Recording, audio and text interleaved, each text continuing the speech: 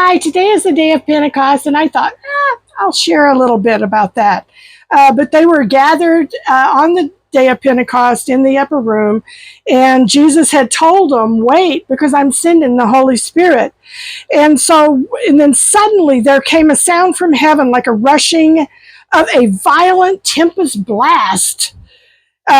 And it filled the whole house in which they were sitting.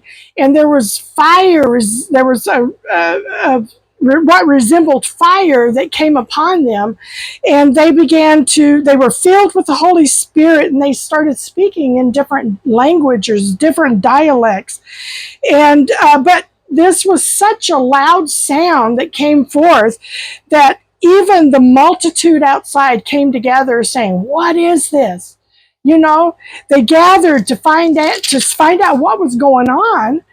And anyway, the people in the upper room were so filled and affected by the Holy Spirit that I feel like that they couldn't even stand hardly, because some people thought they were drunk.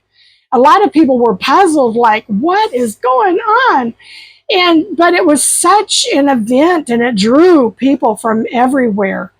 But I feel like that they were so filled with the Holy Spirit till the expression of Jesus Christ began to come forth. And I feel like that they were full of joy. They were filled with the joy of Jesus, and it was overflowing within them. There was a joy that came forth, and people not understanding what was going on, because they looked drunk, like happy, and speaking in these different dialects. And anyway, just the day of Pentecost reminds me of just the joy of the Lord and the infilling of the Spirit. There's so much joy there. If you've not ever experienced being baptized in the Spirit, ask Jesus, because there's a joy in it that just will fill you from top of your head to the soles of your feet. A joy. And I feel like that not only was he giving us the Holy Spirit and speaking in tongues, I feel like he was bringing forth a joy. He was releasing joy within the church, which makes it a happy gospel that we're to be sharing.